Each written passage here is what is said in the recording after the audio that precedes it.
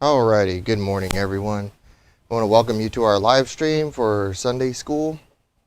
We are in Proverbs this season for our study. And actually, let me go ahead and see.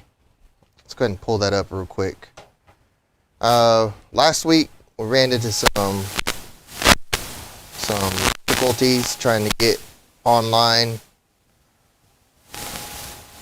and I forgot our place where we were. And I had said that we would try to cover both of those, last week's session and then this week's session as well. Where in the world is my OneDrive? It's not on here. So we just want to welcome you.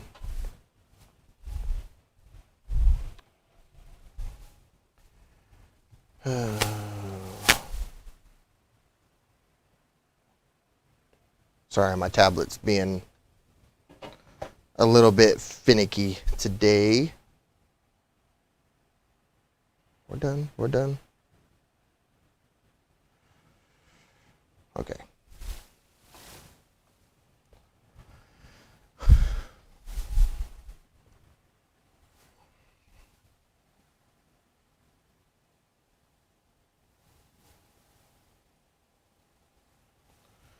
We are in, let me get to it, summer 2020.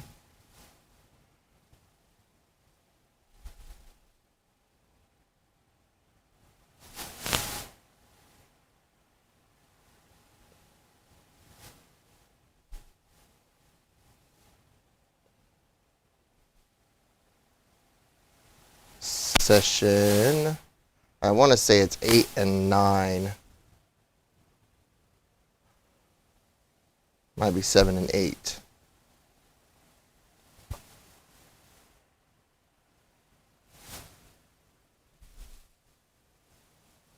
Yeah, it'll be 7 and 8. So if you will, if you have your study guides, turn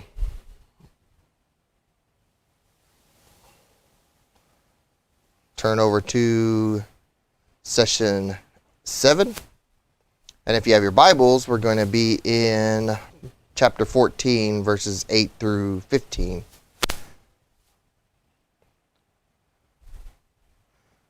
says, making a souffle, this is the first thoughts of the leader guide here. It says, making a souffle requires following the instructions properly.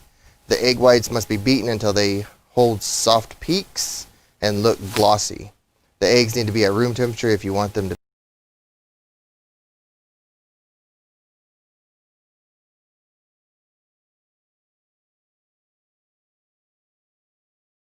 dinner guests. Something similar is true when it comes to God's wisdom. Solomon contrasted following God's wisdom with the foolishness of failing to do so.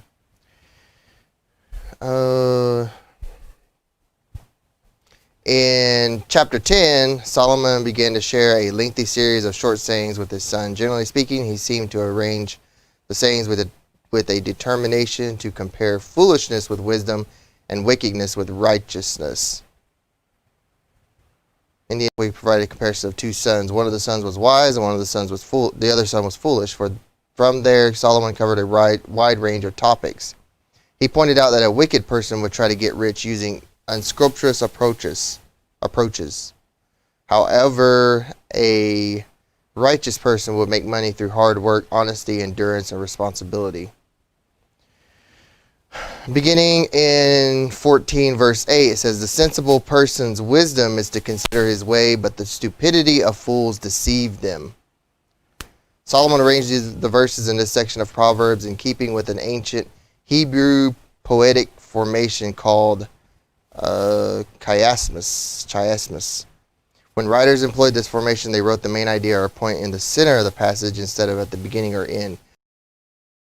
The verses before and after the central point help them to develop it. That's why the point Solomon made in this section doesn't come from the study of the verses in a consecutive order. Instead, the chiasm dictates the order of the verses to be studied for this session. The verses shed significant light on the value of applying God's wisdom by being prudent. Prudence involves thinking through an opportunity or carefully before drawing a conclusion and coming to a decision. A person who practices prudence would be referred to as sensible. When we take time to seek the Lord's direction, wisdom that only He can give. When we put it to work in our quandaries, we demonstrate we're trying to discern the way He wants us to take. Giving due consideration to the variables involved in making a wise choice distinguishes a mature Christian. Notice how Solomon set the wisdom of a sensible person in stark contrast to the actions taken by fools. In their foolishness, foolish people don't take the time to think through the situation facing them. Instead, they make their decisions quickly and dive headlong. The stupidity of their action becomes obvious. The first glance at the puzzling situation before them allows them to see only a few facts here and there. And the phrase that we might relate to talking about this is that fools rush in, right? And I know that there's a movie, and I don't really remember the whole plot or what that movie was about, but the phrase means that what the author here of the Bible study is trying to talk about is that a sensible person will evaluate the situation, will go to God and seek His advice, will try to seek out what He wants out of the situation, and instead a fool will disregard everything there is, go into the situation, and will make it, most of the time, will make it worse than what it is, or what it can be too.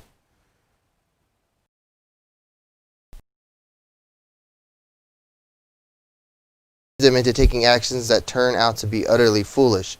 Other variables not obvious at first glance come into view only after we take a long, careful look at the situation before us. God's wisdom urges us to take the long look. And what he's trying to say here is that we should evaluate the situation. We should make sure that we know what we're getting into, not that we can prevent it or not that we can avoid it, but that we should, about how we should approach it and work through the situation. And that's what ultimately that he's talking about here. And we'll just get to the verses that are being talked about. So verse 8 starts out like that.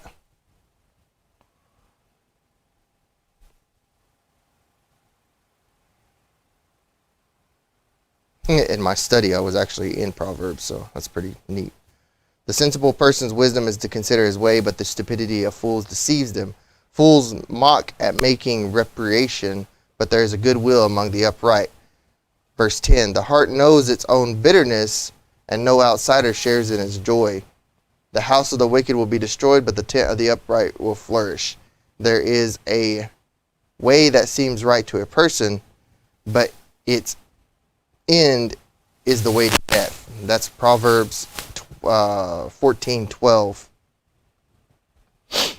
13, even in laughter a heart may be sad, and joy may end in grief.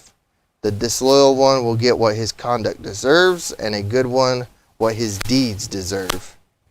The inexperienced one believes anything, but the sensible watches his step.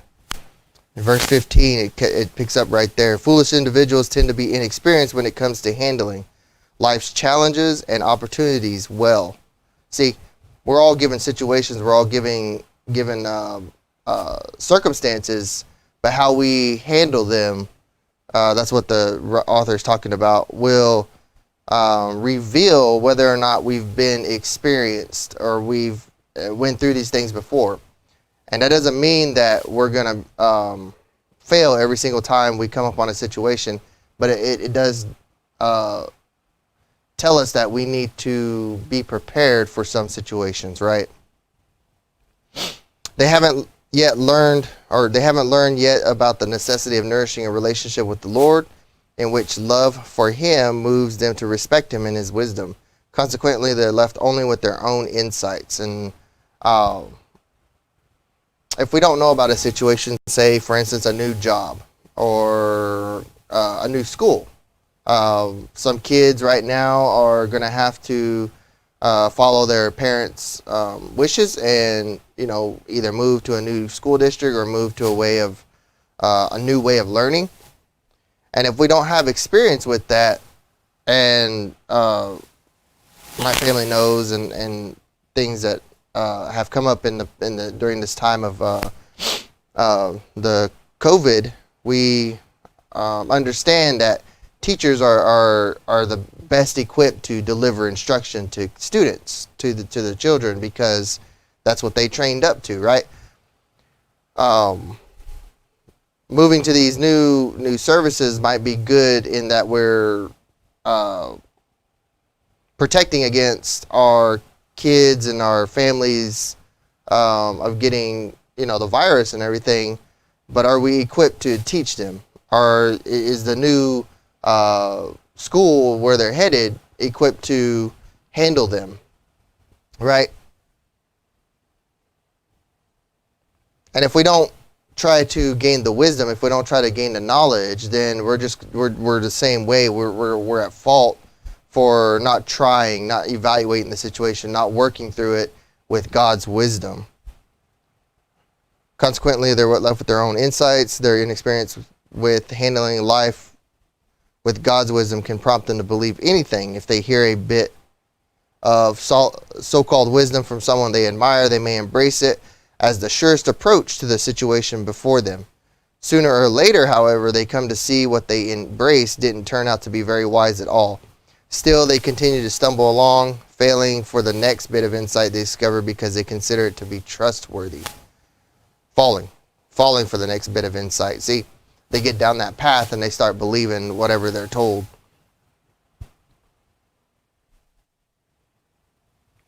In verse 16, a wise person is cautious and turns from evil, but a fool is easily angered and is careless.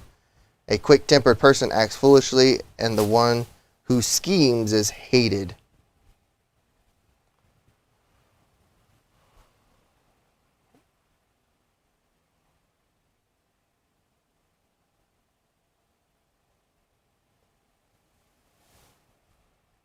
And we see here, again, we wasn't supposed to go on. It's going to talk about a little bit about this. Let's just touch on one more topic here.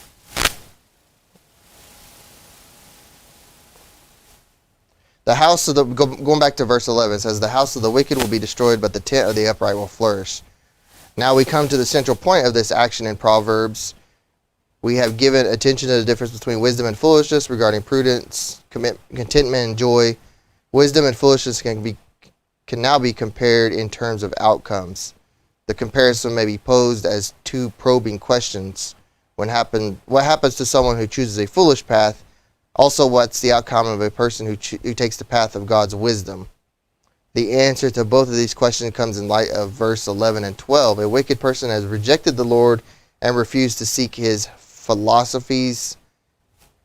Refused to seek his wisdom. Spiritually speaking, wicked people have built a house on a foundation of personal thoughts, preferences, philosophies, and prejudices.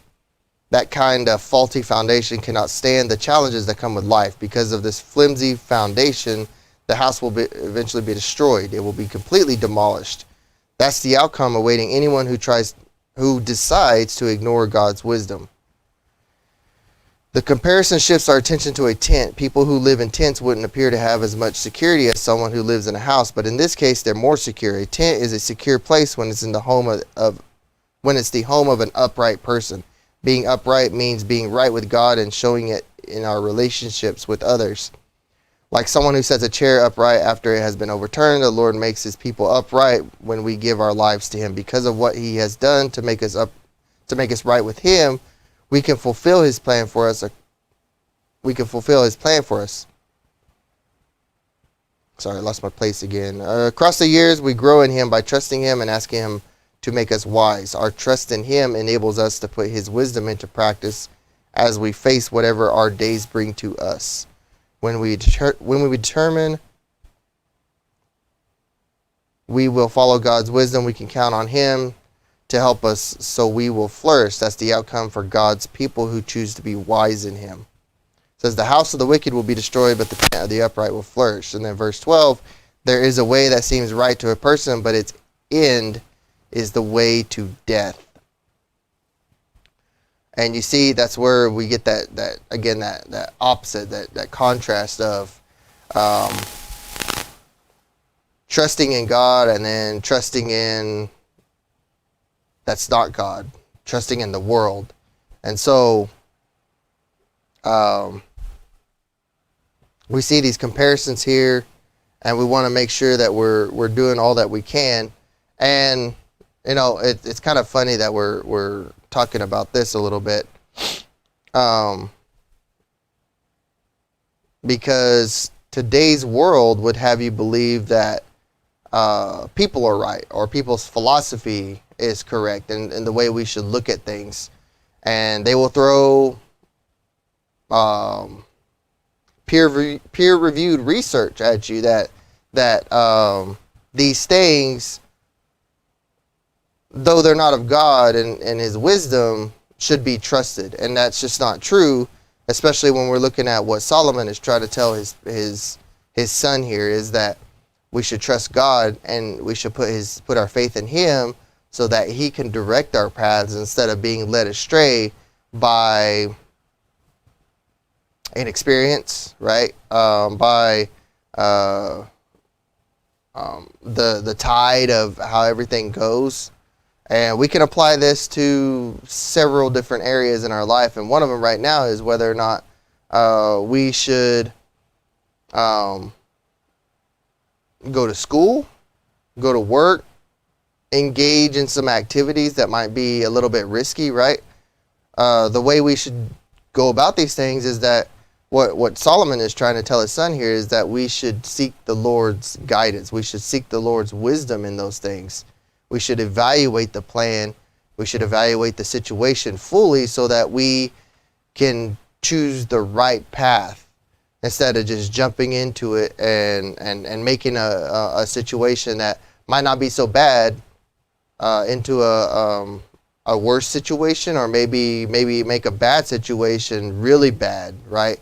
We don't want to get into those circumstances where we jeopardize our family, our learning, our education for our kids, any of that type of stuff.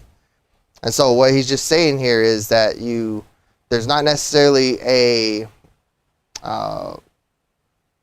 maybe a good situation that we have to be mindful of, but there is a good way to go about any situation, and that's to seek God's wisdom.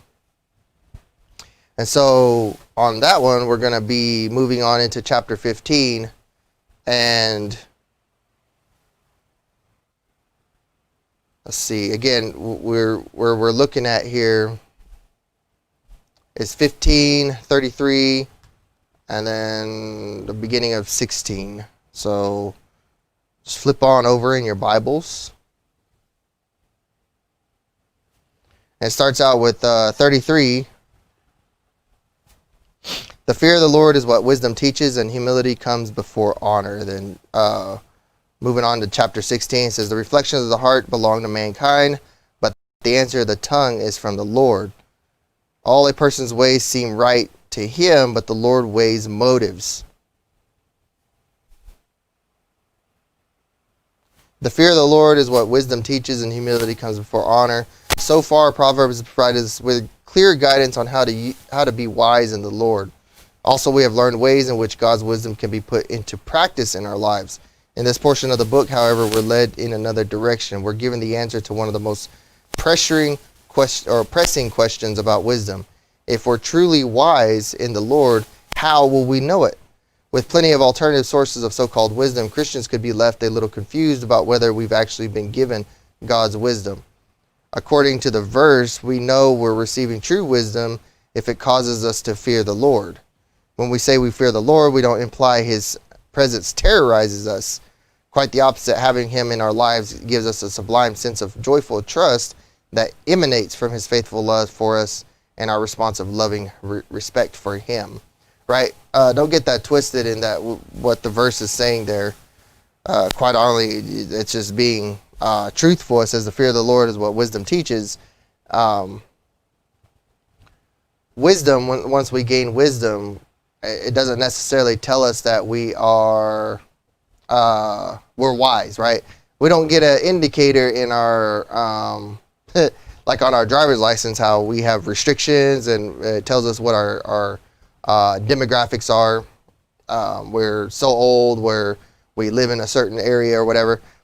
We don't get a label on there that says wise or has trusted the Lord or experienced this type of stuff where we can see it, right?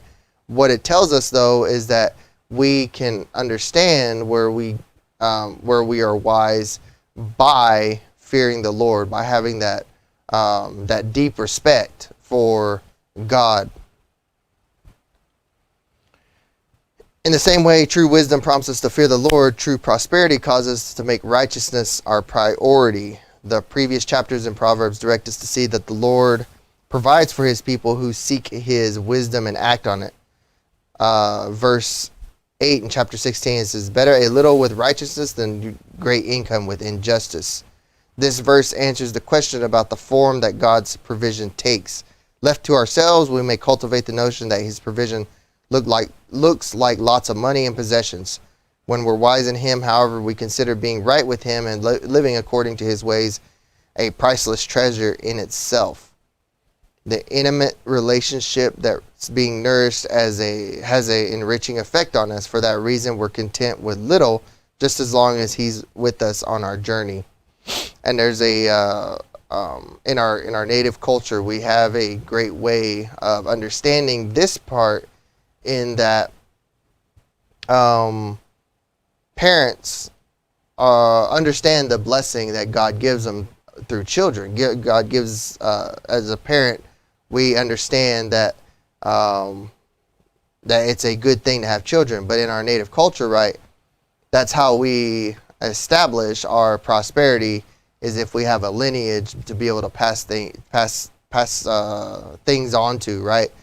We have descendants, we have offspring, and the more offspring, the richer, the wealthier you are. And that's not in terms of money or resources or things, right? That's joy in our lives, because that's what children bring to us. And so in native culture, this resonates with us, in that we understand what it means that we're not exactly rich with money and possessions and all that, but we're rich with family. We're wealthy when we have lots of family around us, and that even goes for our immediate family and our family groups, right? Such a God-centered perspective flies in the face of conventional wisdom about wealth. When most folks talk or think about being prosperous, they think about having a great income. From their perspective, a mountain of money, an overflowing revenue stream, and a portfolio of wealth would enable a person to live with complete contentment. According to God's wisdom, however, that kind of wealth doesn't make a person content, especially if it's been gathered through acts of injustice. For a believer, growing in righteousness leads us to pursue justice over money.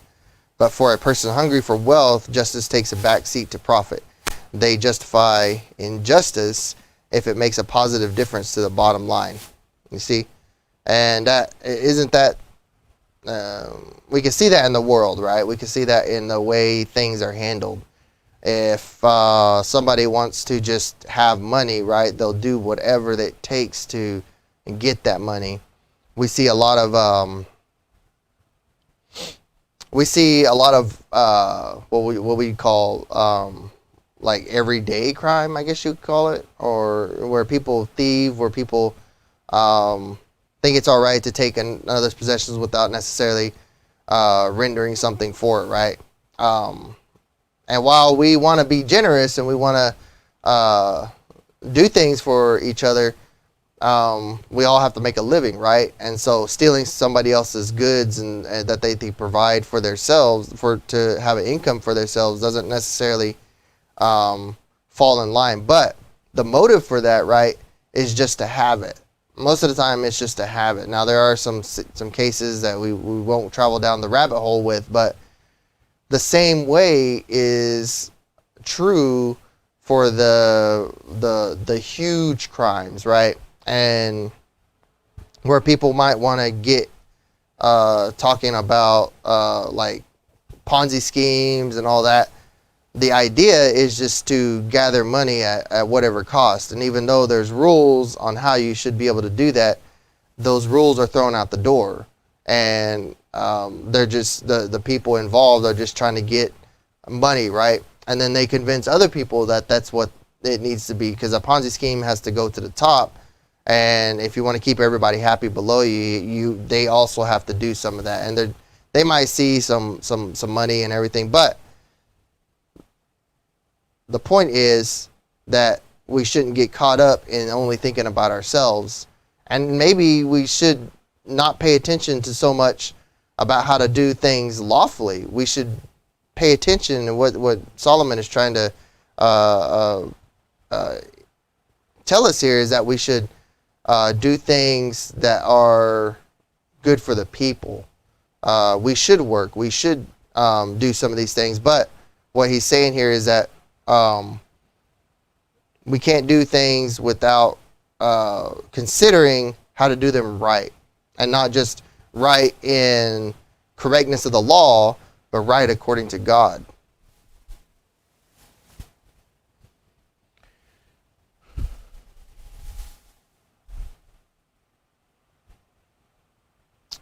All a person's ways seem right to him, but the Lord weighs motives. This proverb serves as a reminder that we may deceive ourselves into believing that we're doing what's right. We may look at our actions and say to ourselves that we're pleasing the Lord. However, He alone knows in our hearts what's in our hearts. He examines what's there, and judges the purity of our resources for what we're doing. In that way, He weighs our motives. For that reason, we do well when we make sure that we please Him with our motives, right? God's verdict, moving on to verse 10, God's verdict is on the lips of a king, but his mouth should not give an unfair judgment. Honest balances and scales are the Lord's. All the weights in the bag are His concern. To help God's people grasp the importance of having the right motive for what they do, Solomon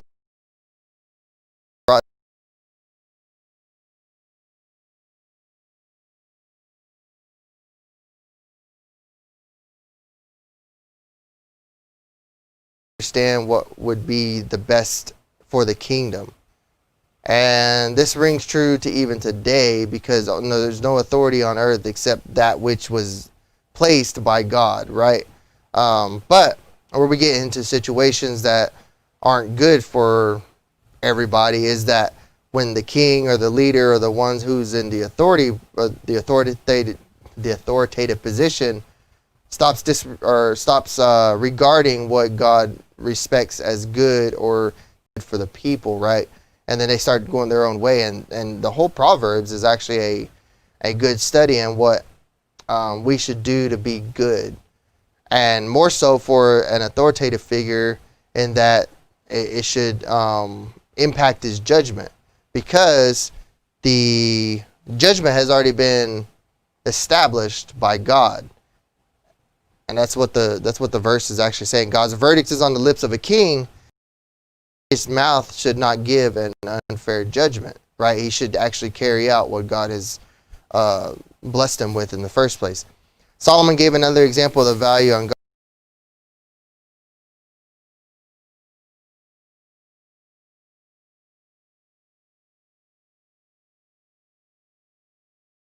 Dishonesty, unscrupulous merchants hid in their hearts. Before customers used coins, they weighed pieces of gold or silver to make their purchases. The merchants who sold items to them would use balances and scales to weigh the gold and silver. Dishonest merchants would manipulate the balances and scales so they could collect a little more from the customer. A merchant's honesty said something noteworthy about his motive. The Lord nourished honesty in the merchant's heart. He would be the reason the weights in the bag were accurate. When merchants practiced deceptive methods that would allow them to steal from their customers, they verified that they had rejected the Lord's wisdom. And I'm going to wrap up here, but we see this in practice today where when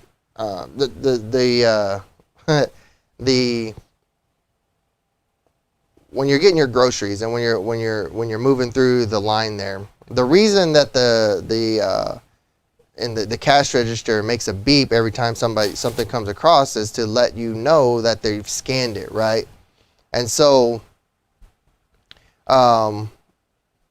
if something doesn't scan, you're might be getting a discount on that item. However, it's not just for your of mind that everything is being priced. Oh, and then they started including the little price deals there to make sure that it's rang up right, and that's why they give you a receipt, right? But it's also to let the bosses know and the workers know that things are coming across and that they are being honest with their working of their goods, because the worker there is kind of the same, in the same boat as you. The reason that they're there is to earn money. They are doing work on behalf of the owner, the store, the facility owner, right? And they want to make sure that they're doing their job correctly too. And so it's a system to make sure that things are happening like they're supposed to happen. Same way with the price stuff, to make sure that things are ringing up right. And that's where this proverb comes in, and we can see a lot of different deals. We could see particular scales and weights actually every day in the fuel dispensers when you go and fill up gas. They're calibrated, and you can see the calibration there. And that's one way of letting customers know, but also the other people know that these fuel dispensers are being honest, or as being honest as possible with respect to, I think it's like a little bitty thing out of a gallon. But anyways, that's the purpose right there, is to make sure that there's honesty and to portray that honesty so that you're not taking advantage of, but you're also not being taken advantage of. And so we're going to be live here in about 22 minutes with our main church service. And so I will be preaching. We'll have some pre-recorded music from different ones. But yeah, we'll go ahead and end on that. Next week, we are going to be in session number 9.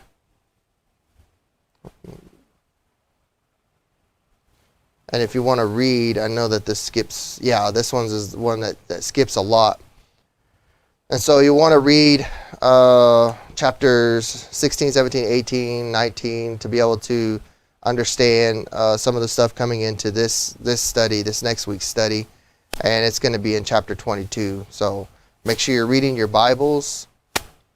Also, we're going to be